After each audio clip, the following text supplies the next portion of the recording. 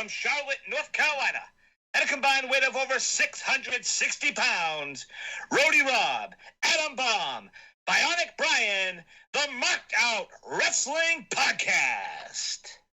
And there we are. We are the Marked Out Wrestling Podcast. Thank you for joining us live on YouTube or after the fact on any of the podcast networks. If you've been waiting for us on YouTube, we apologize. We had some technical problems trying to do something different tonight, and it didn't work out the way we thought it would. So here we are, though. We're going to talk about night one of Wrestlemania. That's right, night one of the Wrestlemania. But I am not alone to talk about Wrestlemania tonight. I have a cast of characters with me, starting with the one, the only Adam to the Bomb. Say hi, Adam. Hey, what's going on, Rob? All right, there's Adam. Let's say hi to Kiki, the Queen. Kiera's on the mic. Kiera. Kiera. We're talking, Kiera. We're talking to you. Kiera. She looks frozen. She does. Time. She looks frozen. Brian. Is she frozen? I don't know what she's doing. Brian, say hi. What's up, everybody? How we doing? Okay, Happy WrestleMania Day. We want to add some video to the stream, so hey, they wouldn't feel. Hey guys, there you are. my phone died. Oh. Well, that's awesome. There's Kiera. Her phone died. Way to be prepared for the start of the show. All right, so let's go into it now. WrestleMania tonight. Obviously, the changes due to COVID. We're in the PC. We got no audience. We got a series of matches that were going to be kind of a head scratchers, even if there was an audience. So I'm gonna let Adam kind of take us from point A to point B, or point Z rather, actually in the middle, point M, on what happened tonight. And then we'll do this again tomorrow night. So go ahead, Adam. Let's start the show off. What are we going to talk about first? So we have 16 matches on the card, and normally, just to get this out there, guys, that's tough when we did a podcast on past WrestleManias with this many matches. I kind of like tonight that we're only going to talk about 8 of them, and we're just going to run down those 8 tonight, and then we'll round it out with the 8 tomorrow. I do think it was kind of paint by numbers to some degree with what they chose to put out there. They have 4 women's matches scheduled. They put 2 tonight, 2 tomorrow.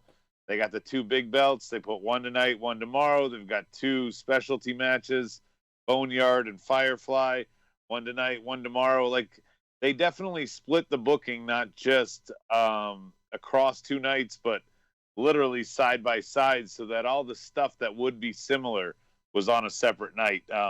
Quick takes. Kiera, what's your quick take from tonight? Way to start this Brian, out. what's yours? That's great. Wow, that was a quick take. Well, yeah, great quick take. Mine was that every single fucking Undertaker match should be shot that way from now on. I don't care. Every single one, it should be like the Ultimate Deletion, because that's exactly what that was. That was the Ultimate Deletion. I don't know. I'm curious to see if Jeremy Borash was involved with that, because he was very hands-on with the original ones back in Impact. So I'll have to look into that. But I thought it was awesome. And kayfabe, Rob, as we go to you, this was apparently shot outside Full Sail, where they created this kind of graveyard thing.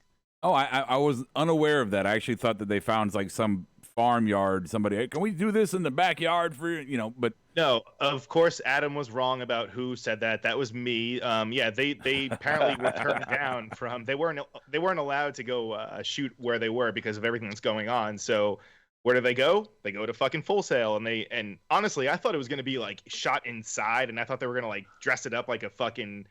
Almost like the Bray Wyatt one and Randy Orton. Like, I thought it was going to be cheesy, but the way they did it was awesome. I thought they did a great job with Brian, you mean like a quick take?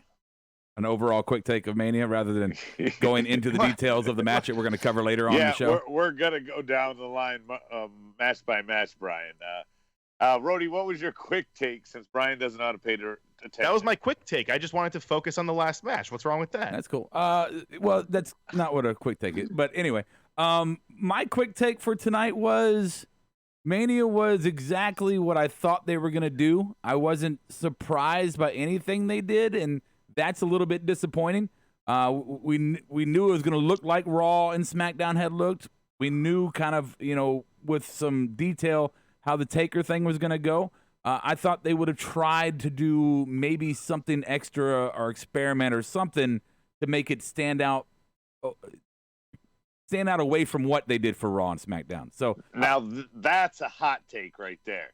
All right, because Rob said some very good points there. I was expecting a swerve or something to stand out. There really wasn't anything that stood out to make this look any different than the Raws and SmackDowns we've seen. Aside from the main event, of course. Come on. Well, the main event wasn't there, Brian. And that's why you wanted to talk about it. It was the one thing that was different. Well, what about the ladder match? The ladder match is pretty cool. Not having a crowd for a ladder match, I thought that was interesting, and the finish too. Not having a tag team partner for a tag ladder match, yeah, that was definitely different. We'll but cut Brian, stop talking about the matches. Bro, it's a hot take. Kiera, you want to try now? Yeah, I'll sure. go back to you Sorry for your about that quick earlier. take. Okay, my hot take. I would just say, I don't know if it counts for anything, but commentators matter more than I realize. I mean, I know when you're at a live show, you don't hear them, but we actually started to show off with the volume down a little low. And then by turning it up, hearing the commentators react to the match, that actually put a little more excitement into the show. Your JBL got you excited? Not so much JBL. Maybe Michael Cole, surprisingly. Okay. Yeah. I didn't think that's... Keyword, surprisingly. All right, let's run down the card real quick. Rody, can you see the chat board? Has everybody made it to this chat? We had a lot of people in the original stream. Yeah, I'm trying to get them over here. We got Soji. All right. That's all we need. Let's move on. The curtain jerk of Mania. The Kabuki Dingleberries, who won this last year right after Mania, I believe, or right before, are now defending against Alexa Bliss and Nikki Cross, who are the ones they defeated for these tag titles. And we're going to switch it back, undo however long. This match wasn't horrible, but I feel like this was all about getting the titles off of Asuka so she can go back to doing other stuff. But she was already doing other stuff, right? She was already basically a singles competitor, and Kairi Sane was kind of just as if there. So, but they were holding the belts hostage while they were doing that, Rob. No, I don't disagree with that. I'm not arguing with you on that point. But to say that Asuka is going to now go do what she does, I don't think really makes sense because she was already doing what she does. So it's not like this was what the change factor, right? So I'm wondering if this is more like Kairi Sane. I wonder if we're going to see her continue or if she's going away. I don't know. I mean, she does definitely feel like an afterthought. Brian, what was your takeaway from this match? No, I think this was the start of the breakaway for the Kabuki Warriors, specifically for Kairi. I think having Nikki and Alexa win the titles makes sense. I'm surprised that the Kabuki Warriors had the titles for as long as they did, but now I think this is probably going to be the start of the split between the Kabuki Warriors, just because I believe Kairi's contract is coming up within the next few months. Wow, way to catch up and piggyback off both of our points. Good job. How is that piggybacking? It's fact. Kiera, what are you watching? You always think you're this fucking. Topic? You think you're this fucking genius, dude. You're reading the same shit that we are, so fuck off. Yeah, fuck off. Look at that. We're not within each other's vicinity, so we're all talking shit like we want to fight now. Right. I just want any human contact. Kiera, what did you think of this match? Do you care about this? Was it exciting? You weren't with us watching this one. You were still making dinner. Just FYI, kayfabe. I mean, I caught of it. I mean, I really don't have that much to add to it. I think that, yeah, like you guys were saying, or as Brian was just saying, I think this is probably the end of the Kabuki Warriors. Time for something new. That's all. Time for something new. All right, that's some outstanding analysis from Kiera on that fact. Anything on the board before we move on, Rob, or you want to add to this? Yeah, I'm just kind of curious to throw out a little, thought question here as far as Nikki Cross and Alexa Bliss are concerned, being the tag team champions. Them having the belts, does this mean that we're going to have more than one defense in 8 months, or is this just going to be a prop belt to continue? I wondered that myself. Brian, didn't you say something about Iconics getting repackaged? They could be coming back into the mix. They could start legitimately doing a tag division with these other talents that are not being utilized, quite honestly. I mean, they haven't been on TV, so that's what the word is. But I mean, they could have done something with the tag division a long time ago. So I don't know what would motivate them to change right now.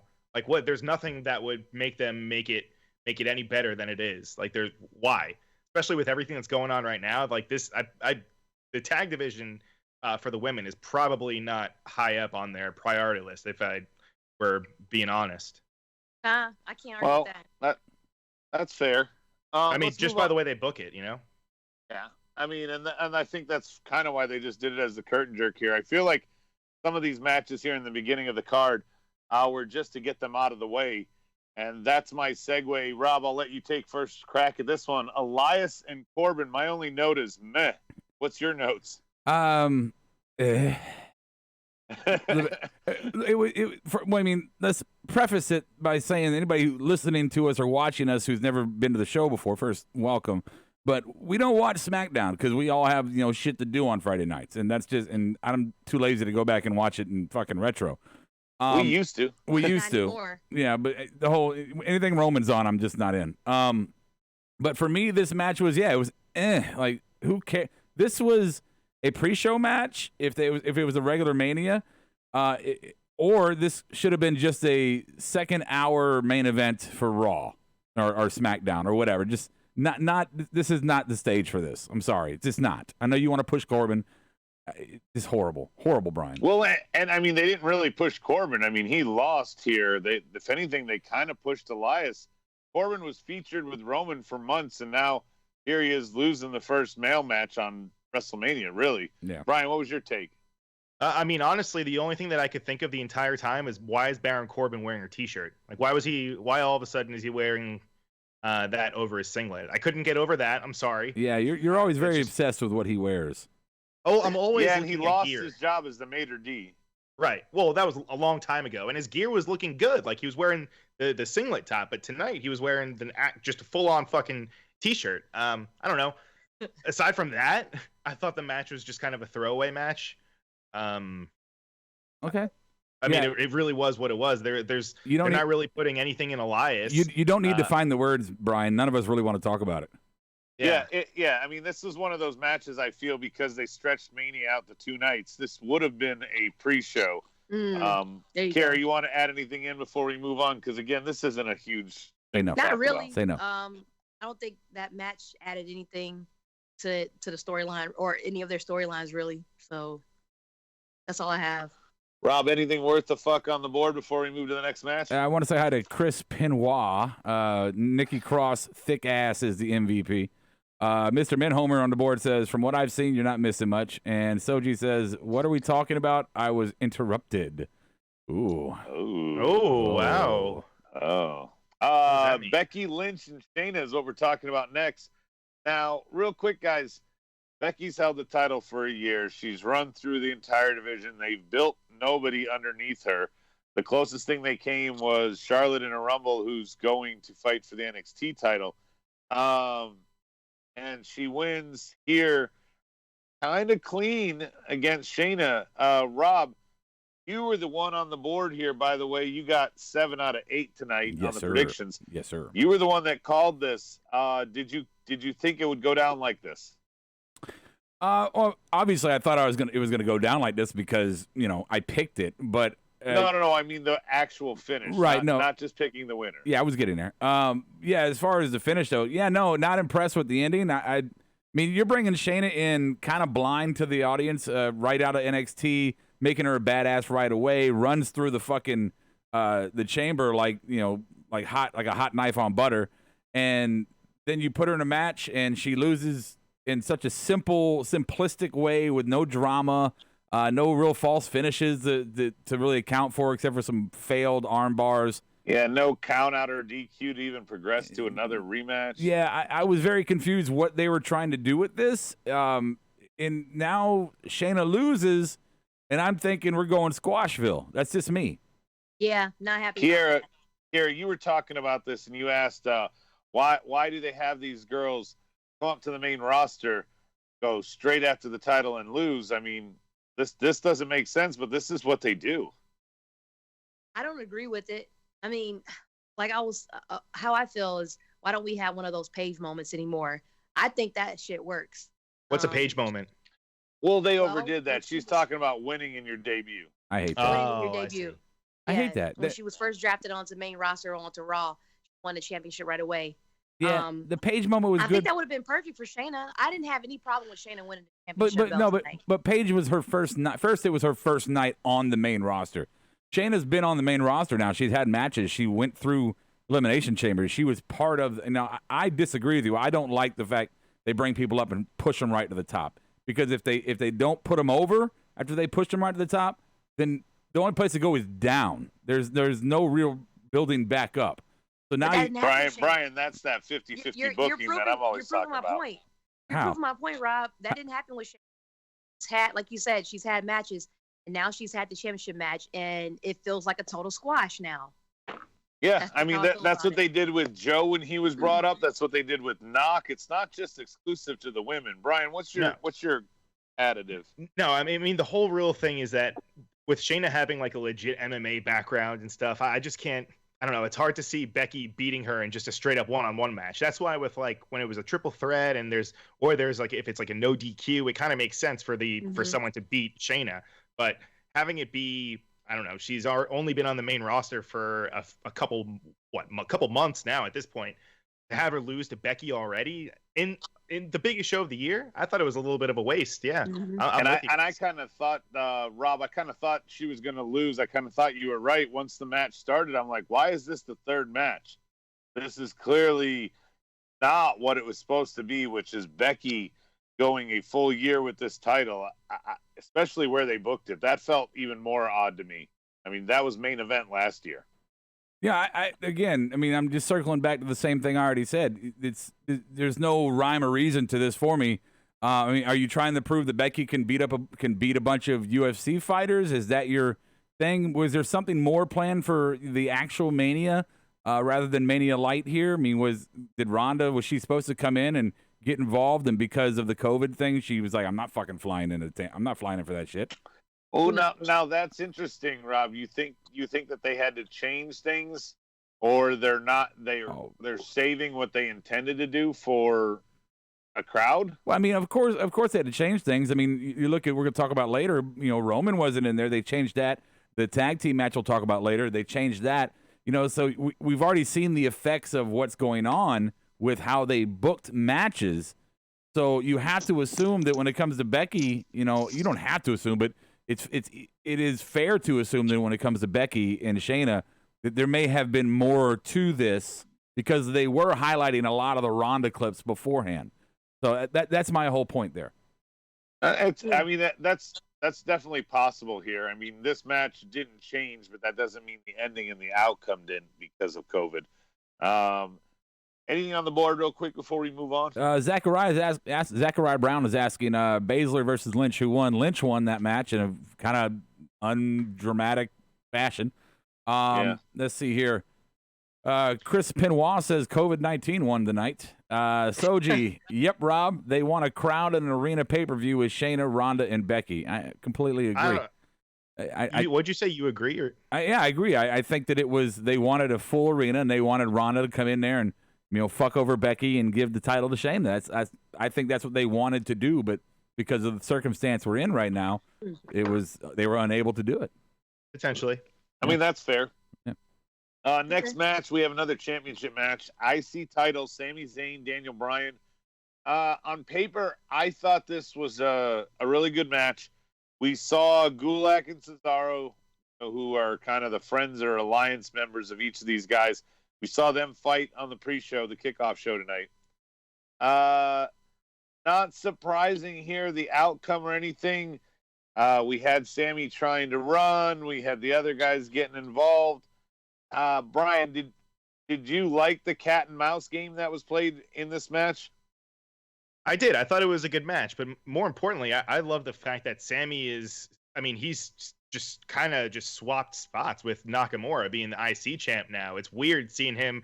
He was the mouthpiece before and kind of in the background, and now he's the guy that has the IC belt, and Nak and Cesaro are the ones that are his backup pieces. So I like that they flip-flopped. I also like, again, going back to the gear, Sammy's fucking gear. I said it into the group chat. He looked like he was dressed like Castro tonight. Like he was wearing all just fucking the green, like he had the hat on too. And what did he say he was? He was definitely being controversial. You that's are for sure. infatuated with what the people are wearing tonight. I'm telling you, man. Dude, I love looking at gear. Right. Yeah, this one he's It's right. mania. There was something It's to it. mania.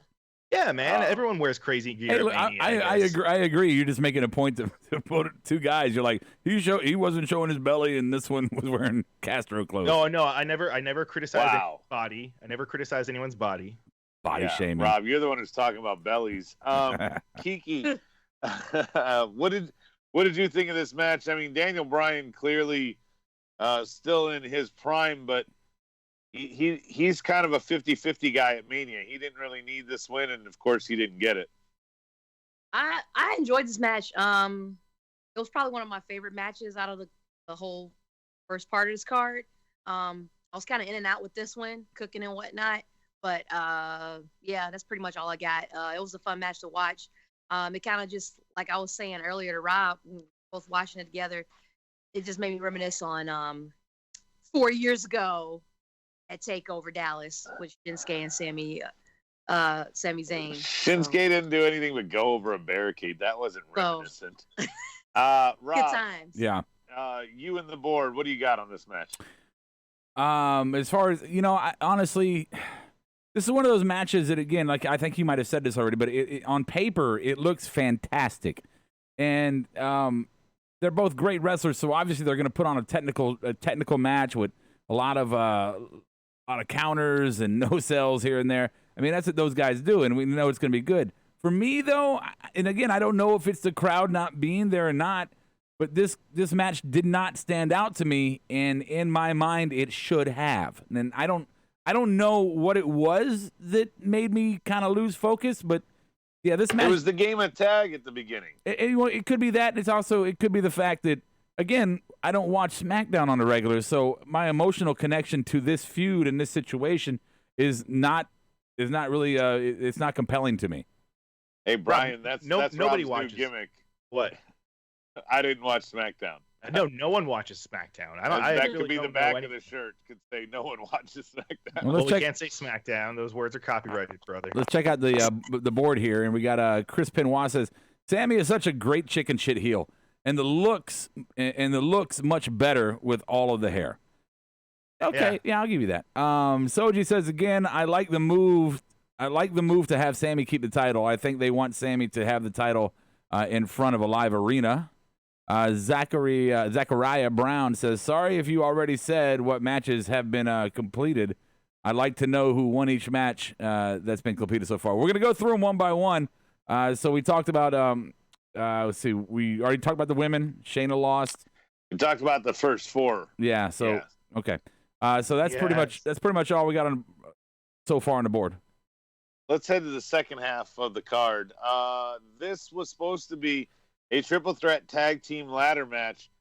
Lots of dirt sheet rumors, whatever. Miz couldn't be there, so they're defending tag titles, Brian, in a triple threat singles match. Still doing both belts up there, and they're hanging them on their normal gold thing, but we have a little shenanigans at the end. What did you think of this match? Yeah, that was a little different having both belts up there. I thought they would have just held. I mean, you could have done the same thing, especially with the ending that they did. You could have done the same thing with one belt, but either way, I mean, it's the same thing. I like how they had Morrison rip down both of them as he took that giant bump at the end. I thought that was fucking awesome.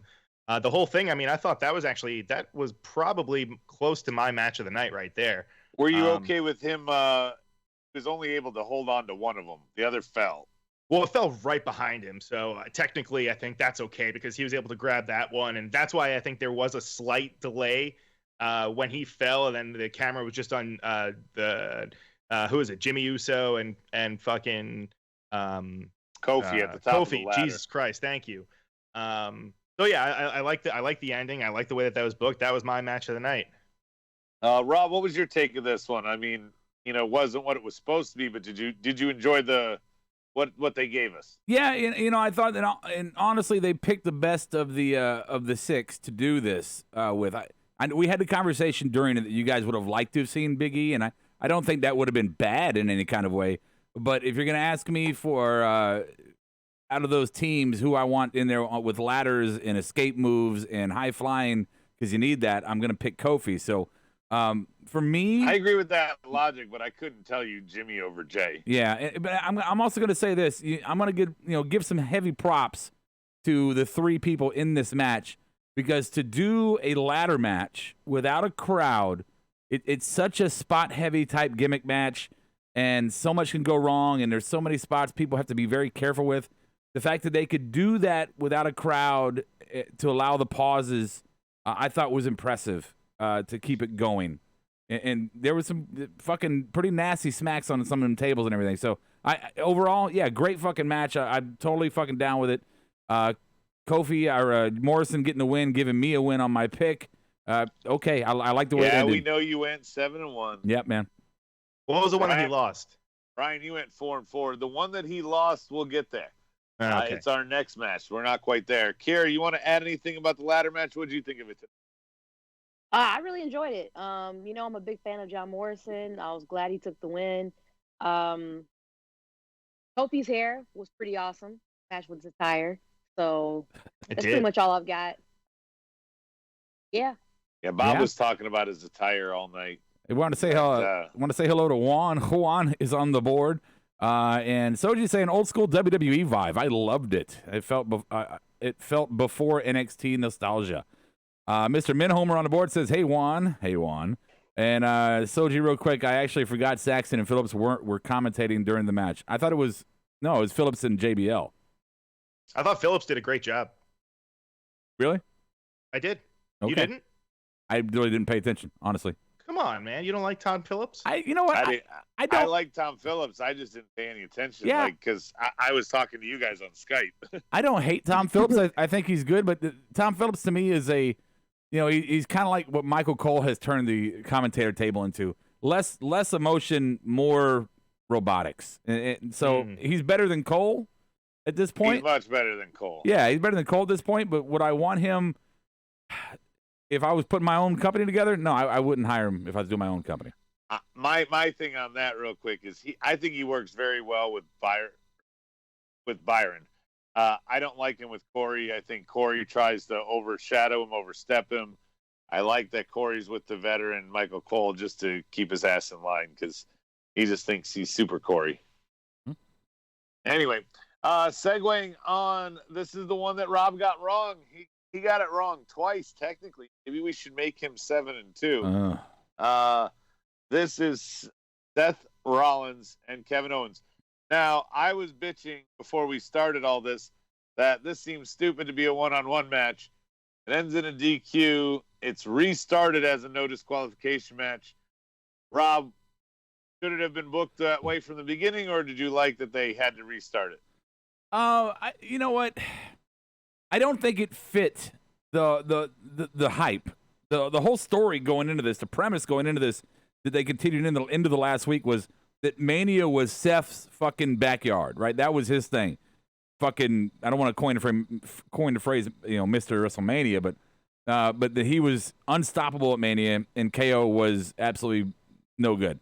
And for Seth to go and do a cheap shot to get disqualified, it seemed very petty and not well thought out to me. So I did not like the stoppage to a no DQ. You could have done that, and I'm not saying I know the answer to how to do it better, but you could have done that and done that better. Brian, if they didn't restart this match, do you think that this obviously would have kept the feud going? Like just that DQ ending, that's not a blow off. That's a nothing. I mean, we didn't do anything there. You just hit someone with an object. Yeah, but I don't necessarily think that this is the end of the feud just because the match was restarted. That was your takeaway, no, really? I'm saying if it wasn't restarted. Oh, yeah. Then this is definitely wouldn't have been a feud ender. It would have been a waste of time. Of course, yeah. But the fact that they restarted it and no DQ, yeah, I thought it was okay. And again, I'm going to go back to the point that I had before. Seth Rollins, his gear, fucking awesome. Hot the fire. all white. He Hot had the fire. White jacket on. It looked a lot like Brody Lee. I'll say it looked like the Exalted One. It looked a little Exalted One, but I'll let it slide. Well, since he's and wearing both the of white them have papal tights. undertones. Yep, they both do. Yeah. I agree that the outfit was hot fire. I agree with that. I don't know where this match goes. I don't know if it ends the feud or not. I can see it carrying on because obviously it's WWE and that's what happens. I do want to make this point though. Possibly the worst stunner cell in the history of wrestling. Think so? Oh, 100%. He just folded like a cheap sock. Yeah, it was worse than McMahon's crumpled ball one. Real quick, Rob. I believe it's Razor. Sorry, Akam, if I got it wrong. The Razor's injury, do you think that played a factor in the changing of all of this? Or do you think that they were never going to be out there? That was never going to be part of it. Nothing was going to ever supposed to be authors of pain involvement here at the end. Or even Joe, because Joe got injured on the road to this as well. Yeah, again, it goes to, what may have been planned versus what actually went down. As I think about it, it's very possible. Somebody on the board was saying that Seth was asking for time off, and if one of AOP is hurt, Buddy Murphy can be an afterthought. He can come back whenever and just, he doesn't really matter in the equation. This could be the end of the feud, and then Seth kind of disappears for a little bit. I don't think that's going to happen, but I could definitely see that in this case. I could see Seth getting a new stable because, again, one of the guys from AOP is out. But I want to say, I don't know if you guys already said it yet, but Buddy Murphy, he's not cleared. I don't think it wasn't like he had COVID, but I'm pretty sure he was one of the ones that was self-isolating. That's why he wasn't there tonight. Like Ray and right. Dana Brooke. And Miz, right. Yeah. So, I don't know. And Roman, for again, I know we've said it before, but we're not Roman fans. But the guy has issues with his immune system. I have no problem with him skipping tonight. WWE clearly, we've all said, was going to have him booked to win the title tonight to take it from Goldberg.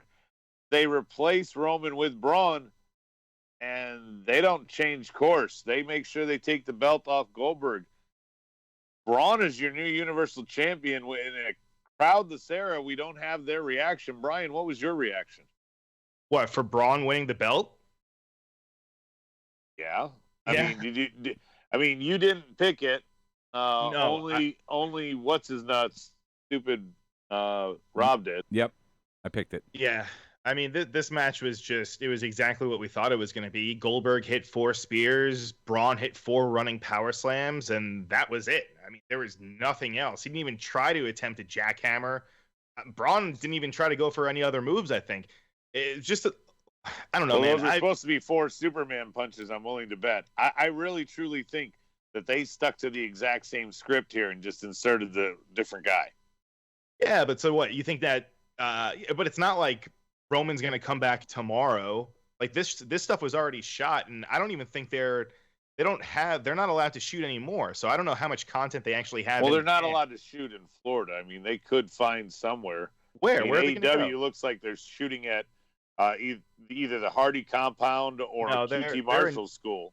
They're in Georgia. They're in Atlanta at the Nightmare Factory. Yes, they are. Hey, look. So. Why would anyone? Yeah, we were all over the place. Rob, bring us back. Why would anyone think that Goldberg would win here? I don't understand. I don't even understand the logic for people that, like you guys, picked Goldberg. I don't get it. The guy he's always a short stay, right? He comes on, he does his thing, then he goes away.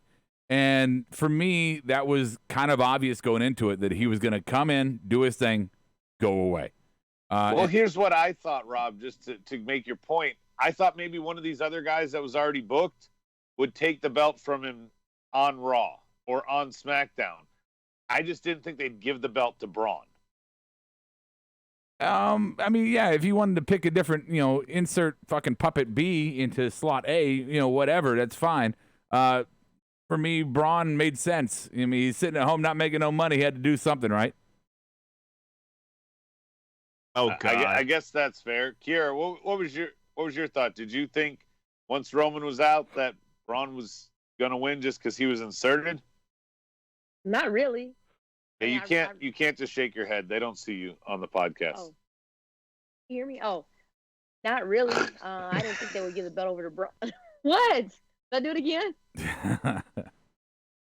Good point. Anyway, Good point, Kiera. Good point. Good point. Can we on talk that. about this? Hey, go ahead. What's up? No, I was just saying, Braun is champion. Let's keep in mind, though, that big men get title belts. They just don't hold them, right? Kane got championships, but he didn't hold them. Taker got championships, but he didn't hold them. Braun is going to be... well, Taker's a different animal. Braun just finally got an IC title 2 months ago, Yeah. Rob. That was his first ever. His only other belt was with Nicholas. We're right, but he wasn't supposed to be in it tonight. So, that argument's kind of out the water. But even if Taker was a different kind of beast, even if you go to Big Show, Mark Henry, they would get him, but they would not hold him. So Braun is nothing but a holding place until they're ready to fucking actually put him and Roman into something. Brian, do you agree with that? And if so, who's next? No pun Who's intended. next? No, I mean Goldberg is seemingly done. Maybe. Yeah, I don't think there's going to be a rematch. No. I'm not suggesting that. And also, did we figure out?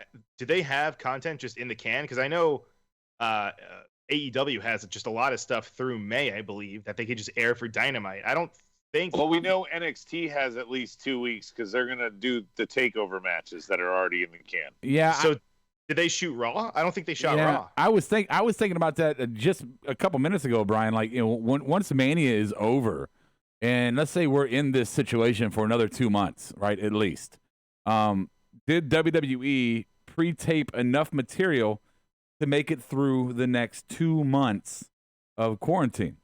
I And wish there was a way that we could find out, Rob. I know it's Yeah, crazy. my guess is going to be no. But the other thing too, if you look on the website, they've taken all events down through the end of July, which is San Jose, Extreme Rules, and then they have SummerSlam in Boston in August.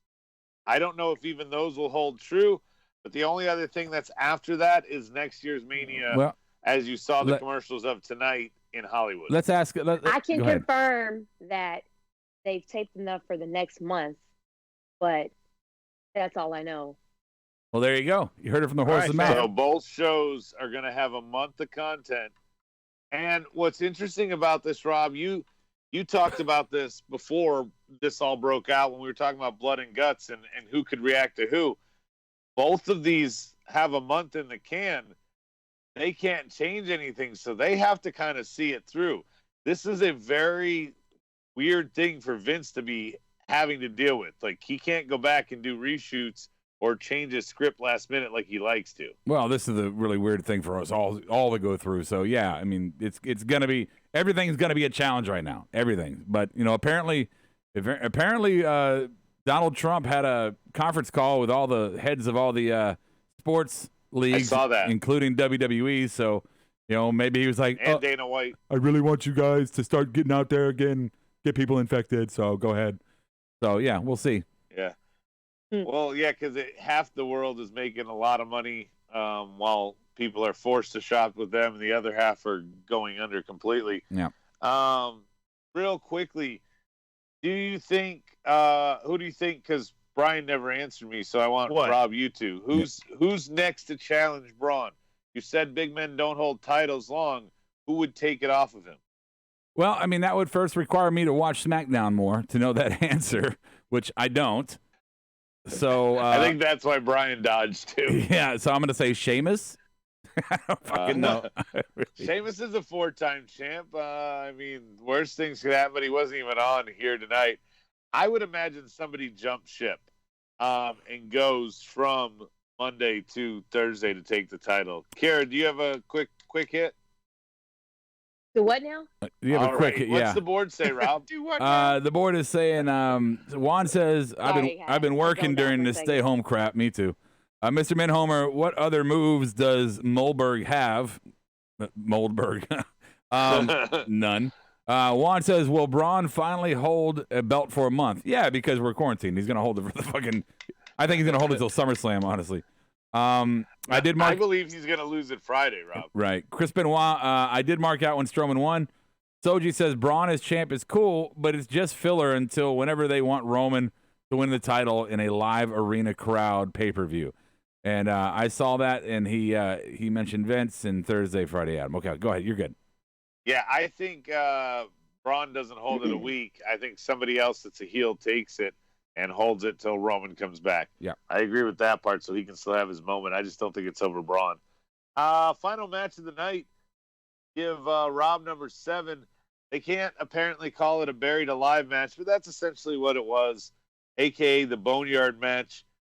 Brian, I'll let you get started on this one. What's your first view?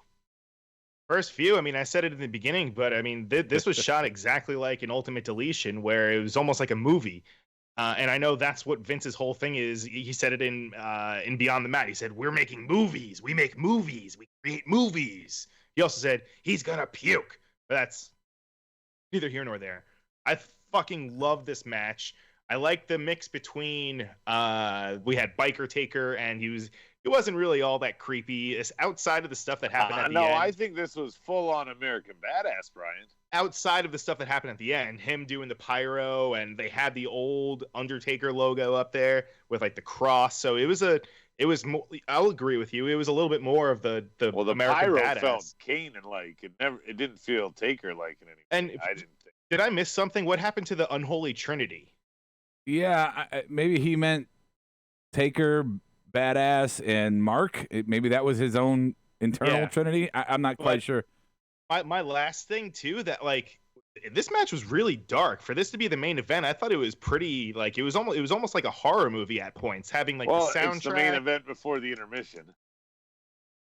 Before the intermission, what are you talking about? No, don't let him kill your point, Brian. This is what he does. No, it's not an intermission. No, but the whole way that they had like background noises and like when Taker was creeping up on AJ after beating the shit out of him, just like they added a lot of film elements to it. And then the one part that was crazy was when AJ was telling Taker, he was like, "Don't bury me," when he was like begging him not to bury him. I thought that was pretty dark, but I thought both guys did a great job. That was a weird embrace too, even though Taker was playing. Well, yeah, another thing too with it, we had we had sound score, which I thought actually worked. And I didn't know how that would work, but it actually worked.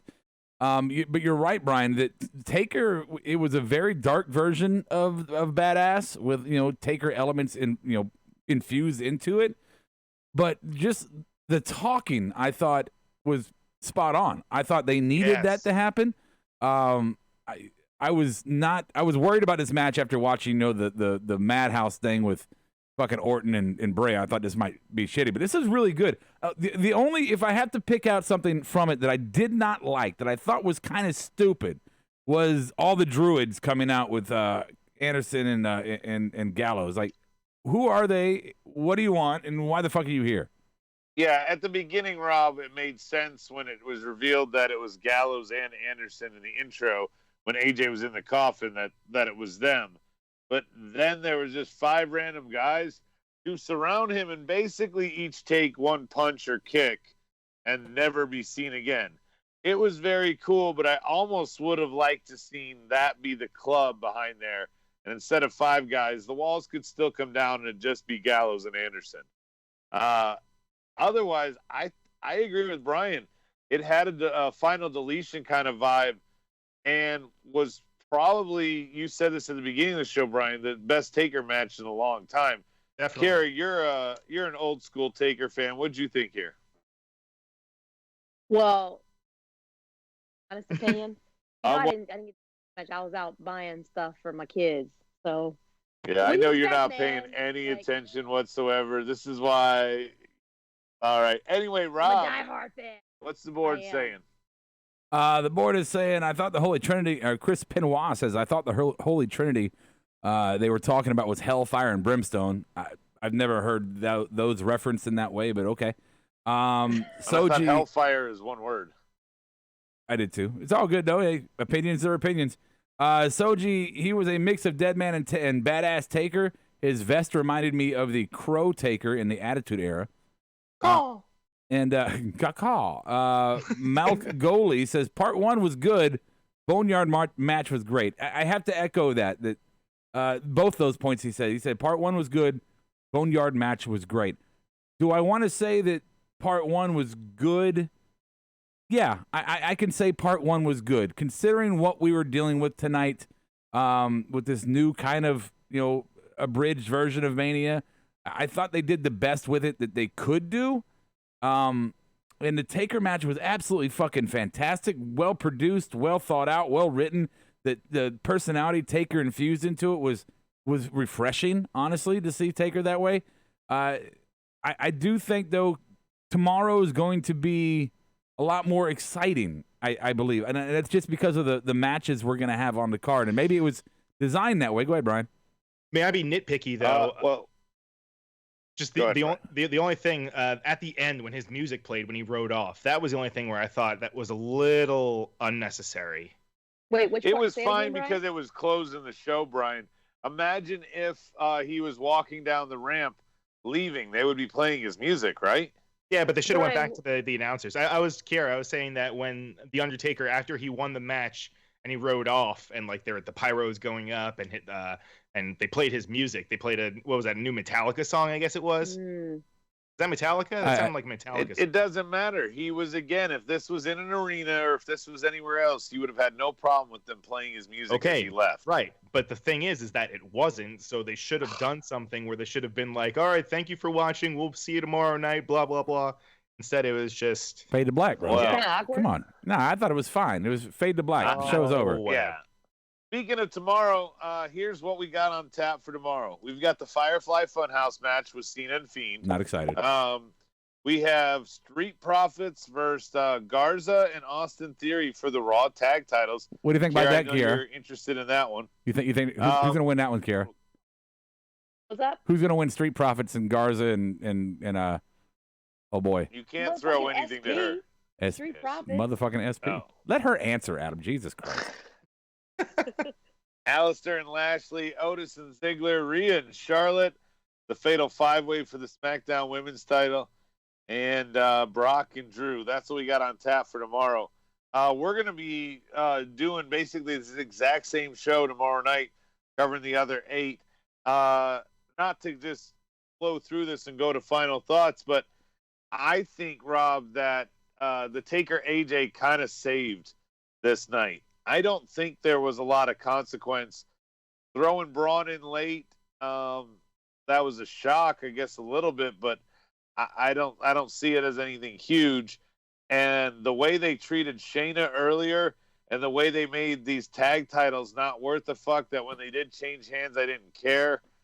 And then Corbin and Elias, I feel like they got rid of the shit tonight of the booking, in my opinion. And AJ and Taker was the one salvageable quality thing here. After that, it was like, the rest of it was kind of filler. Yeah. Brian, Well, sorry. you said my name can have first, and then rebuttal, you went Rob. on for an hour, so I thought I'd talk now. You were talking before, so I was throwing it back to Brian, but go ahead. No, you said, hey, Rob, and then you talked. It's okay. It's all right. Brian, He did. Check the tape. yeah, check 'Cause the I fucking was tape. taking the ball from No, Rob. you weren't taking. God You've damn had it. the ball the whole night, Adam. Go ahead, Brian. No. Brian's No, a golden god. No, I am a golden god. No, No, I was sticking up for you, Robert. Go on. I was just saying that I think you're being a little nitpicky with that, Adam. Just yes, okay, Corbin and fucking and Elias. Yeah, we can all Kiera, what are you doing? My God, loud ass. Corbin and Elias, we can all kind of Put poo-poo. yourself on mute, Kier. We can all kind of poo-poo on that one, and that's fine. You know, whatever. We all agree that was kind of a shitty match, and that's basically because Corbin's, as lame as they fucking come. And we don't really watch SmackDown. But, yeah, the Shayna Baszler match ended kind of funky, and the KO Seth ended kind of funky. But, again, I'm taking in perspective that they probably reworked a lot of what they had planned for Mania, honestly. So that's my take. Go ahead, Brian. Brian, what do you think of Mojo and what's his nuts, Gronk? Yeah, Oh, that's what God. I was gonna say. I mean, I'm glad that they kept it to a minimum because as soon as I saw them both there together, I was terrified. But we'll see how it goes tomorrow. I hope he doesn't. What did you get think involved. about them making them stand there the whole time? Like every time I saw them go to that one camera, I saw them standing on that stupid podium. Like they were standing for all 3 hours tonight, I think. No, it could have been a cutout. They could have been a cardboard cutout or like CGI or something that we don't know about. Oh, a Gronk fathead? I don't know.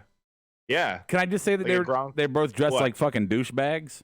which was Yes, they fitting. look like assholes. Yeah, absolute fucking assholes. So Yeah, that's Well, okay, and though. Gronk's gear was custom made. Kira, you know all about that, right? Custom gear. Where can you get it? Yeah. Hello. Okay. well, Well, the Rob, joke, you the wanna joke, Brian? the handle joke wasn't that that good, plug Adam. that I What? threw to you? Huh? Ryan, you want to try and give it a shot? I didn't hear you. I was reading the board. Okay, so where you can get some custom threads, as we see one of the children go in the background behind Kiera, you can go to markedoutgear.com. Markedoutgear.com. Get yourself some shirts. You can wear the super hip party just like Brian's got on right there. Brian, show the crowd. There you go. Take advantage. Use the promo code MARKEDOUT, all one word, and save 10%. Also, Actually, I think there's another place you can go, Brian. There is, but before I go on, you can actually use the discount code SMOKE and save yourself 20% for anything on Marked Out Whoa. Gear. As long as they're champions, they we can get the smoke code. want That's the true. It's true. smoke. But then you can also go to collarandelbowbrand.com, use the discount code Marked Out. That'll get you 10% off. That's Al Snow's company. He also owns fucking OVW, but their t-shirts are great. They might take a while to get there, but that's okay. They'll get there. I mean, especially with everything going on. But anyway, that's neither here nor there. Use the discount code Marked Out, save 10%, and go to Collar and Elbow and support them. All right. Anything else, Rob, to add to our promo base, housekeeping wise, or do you want to see what the board's up to? We'll hit the board real quick. Sorry ladder and Taker match saved the night. Says Soji. Yeah. They did not need Gronk to even host. No, they didn't. I wish they wouldn't have had him at all. Let's see. Gaudian on the board. Welcome, Gaudian. Says Boneyard was the greatest fucking thing I've ever seen in wrestling. I mean, It's pretty good. That's a high mark, and that's totally your opinion. But yeah. So, look, we're gonna have tomorrow night, and I think we've all expressed that tomorrow night's gonna have the more hot fire of the matches. A lot more intrigue, a lot more excitement, a lot more emotional connection to the storyline. So tomorrow night we're going to do this again, and I think it's going to be... Without Kiera? I don't know about that. No. A second ago, she was I'm just excited showing her about tomorrow. boobs, forgot that she was holding the camera. Yeah, tomorrow's going to be a good night. I think they're going to put on a good... Tonight was a good show, regardless of all the nitpicky shit from Adam. Tonight was a good show. I think they're going to give us a better one tomorrow night. I don't know. I kind of agree. I don't know who you said it on the board there, but Taker in the ladder match saved it. I am very, very excited for Edge and Orton tomorrow. I'm excited for Brock and Drew, even if it's going to be a short match as predicted. And I think we'll get something of entertainment value, if not shock value, out of that tag match with Street Profits, even though they had to change and take Andrade out. Brian, what are you looking forward to tomorrow? Sorry. I think we could also see a Bianca Belair appearance in the Charlotte match. I don't know that for sure. I'm just making a guess. You think so? I was hopeful about that, but I don't see how they can have Charlotte get over on Rhea to keep her status as, a badass in NXT. And I don't know how they could let Rhea get over on Charlotte, who's, the queen. There has to be something fishy there, in my opinion. So that's my thought there. There are some matches tomorrow night. Rob's also onto something because she's the Rumble winner. You don't just want to then squash her right back down. Right. And you have to do something here. You can't just let Rhea beat her clean. Vince would never let that happen to his 10-time woman champ. No. I just don't think he'd do that. He didn't even let Shayna win tonight. So true. Tomorrow night should be. I think tomorrow night's going to be fun. There are matches tomorrow night, like the Bayley match. I'm not too excited about. Like whatever. So it's a filler. There are matches tomorrow night that I'm going to be kind of going through the motions with them, but there's matches that I'm genuinely invested in. So. Well, and Edge, I was never a huge fan of Edge back in the day. I mean, I think that's probably why Edge was a good heel, because I hated him that way. Like I didn't hate him any other way. I hated him as a heel. Like when he had sex with Lita. Yeah, I mean, dirtied her all up. Like fuck that. Right. But you know what I'm saying? Like now we saw him at Royal Rumble, but this is his first real match. I mean, this is the first time we're going to see an actual match. It's the last man standing match. Yeah. I'm very excited and invested in the match tomorrow night. Tonight, I felt, again, except for Ladder and AJ, was just like, All right. All right. Well, so also, Close it down. yeah, close it down. So don't forget to join us here tomorrow night. Hopefully, less difficulty tomorrow night. Hopefully, We'll start on time. Yeah, we should start on time tomorrow night after following Mania. Just jump right the fuck on. And again, don't forget we also do this every Monday and every Wednesday after AEW, WWE, NXT. All those nights. The only one we don't do is Friday because who fucking wants to do a podcast on Friday? Not me. And I was gonna throw something in there, and I'm trying to remember what the fuck it was. What was it? Oh man, I'm struggling to remember what I was gonna say, but it must not have been that great. Don't forget you can join us on Patreon. Oh yeah, if you're watching on YouTube, make sure you hit the subscribe button and hit that little thumbs up, like button, and then hit that little bell so you know every time we go live, no matter if it's 17 times within 5 minutes.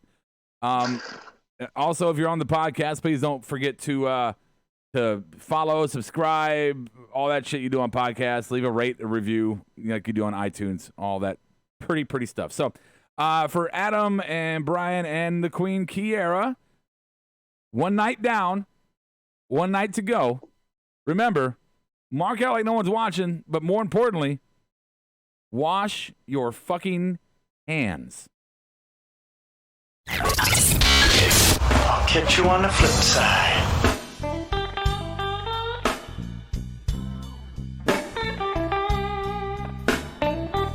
MARKEDOUT Podcast is produced and edited by eRecord Studios and is recorded live from Charlotte, North Carolina. Subscribe, follow, and listen to us live following WWE programming on YouTube, Twitch, and Facebook Live.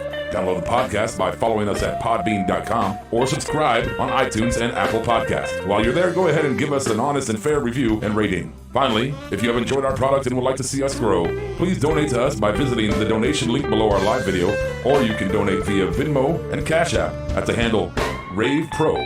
That's RAVEPRO.